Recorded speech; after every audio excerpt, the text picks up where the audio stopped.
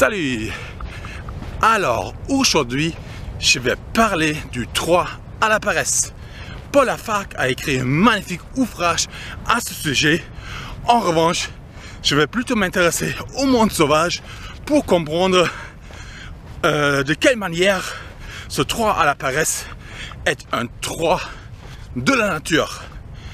Effectivement, quand on regarde le monde animal déjà, on se rend compte que la plupart des animaux grignotent en quelque sorte et sinon ne font pas grand chose.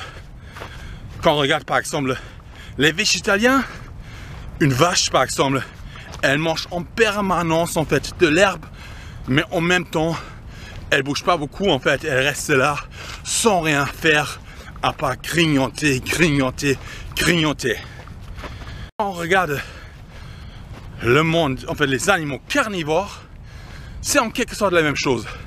Une sorte de pacte de non-agression semblait exister entre les animaux carnivores et les autres qui en réalité vivent ensemble en paix, et les animaux carnivores chassent ponctuellement pour se nourrir comme une sorte de grignotage permanente à leur tour. Quand on regarde bien, un chat par exemple, ou même un lion, toute la journée ils sont en train de rien faire et tout d'un coup, hop, petite chasse, on mange un petit souris et ça continue de rien faire.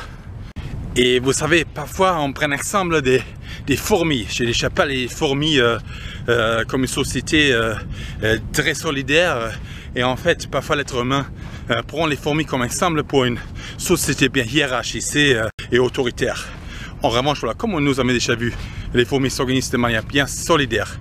Et en plus de ça, en fait, les fourmis sont organisées de manière auto-organisatrice. C'est-à-dire, la reine, par exemple, ne sait même pas qu'il y a des travailleurs, comme les travailleurs ne savent même pas qu'il y a une reine. Chacun a une autre tâche de travail. En revanche, il n'y a aucune hiérarchie, en fait, entre ces différentes parties de cette société. Et ce qui est le plus drôle, en fait, dans tout ça, c'est qu'il y a en fait des fourmis travailleurs qui ne travaillent même pas. On sait aujourd'hui que la moitié des fourmis travailleurs ne travaillent même pas, et on ne sait pas du tout pourquoi. Il y a des personnes qui disent qu'il y a un manque de communication, il y a des personnes qui disent que ce sont peut-être des réservistes. Disons que l'être humain a mal à imaginer en fait ce 3 à la paresse, qui est donc bien exécuté chez les fourmis. Il y a effectivement les animaux diurnes et nocturnes. Les chats font partie des animaux nocturnes, donc c'est normal aussi qu'ils font un peu moins durant la journée. Par contre, chaque animal a besoin de dormir à un moment donné. Chaque animal dort. Le sommeil des animaux est différent. Voilà, il y a des animaux qui dorment plutôt la journée alors que la plupart des animaux dorment la nuit. Il y a une différence entre le sommeil des animaux terrestres et le sommeil des animaux aquatiques par exemple.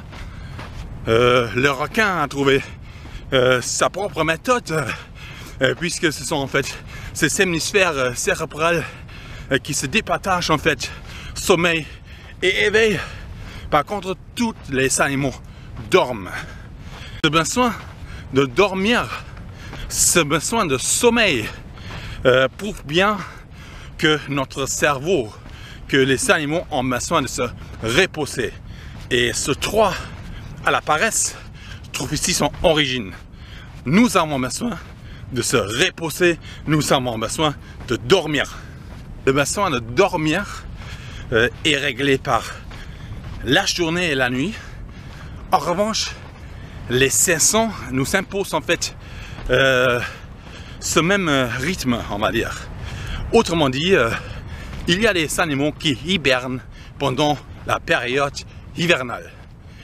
L'hibernation est une sorte de sommeil saisonnel de certains animaux qui en revanche est connu en fait par tous les autres animaux aussi.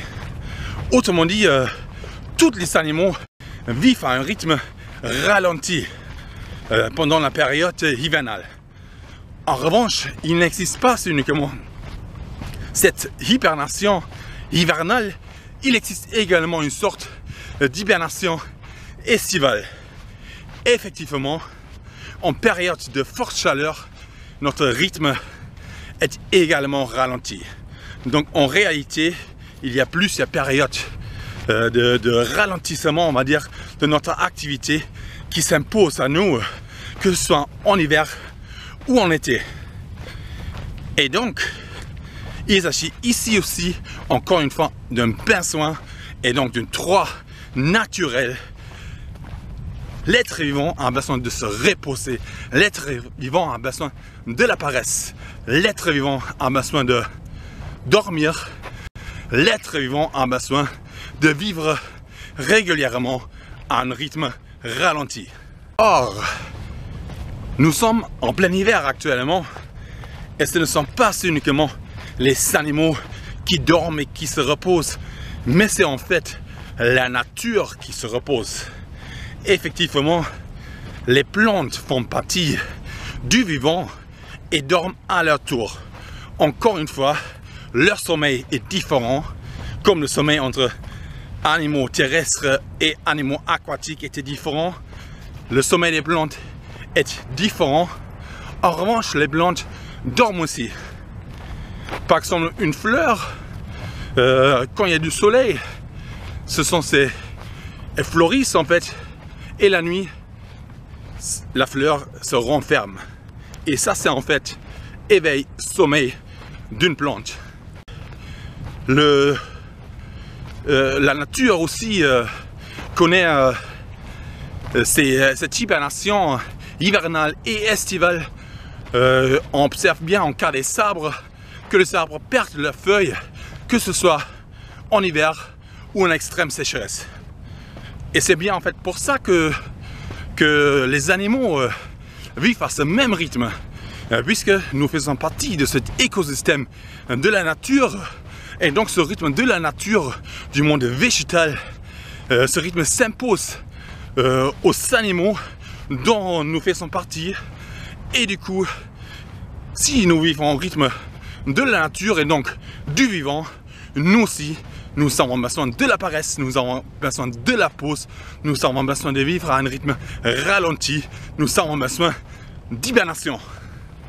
Enfin, l'être humain devrait vivre à ce même rythme, mais c'est malheureusement pas le cas.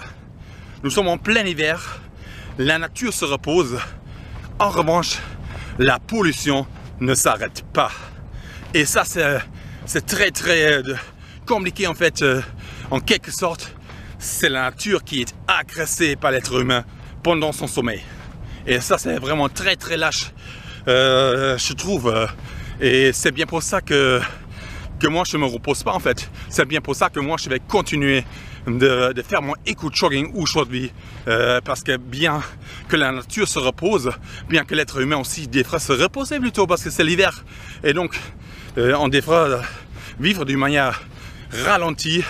La pollution ne s'arrête pas et donc nous, éco-joggers, nous allons continuer de ramasser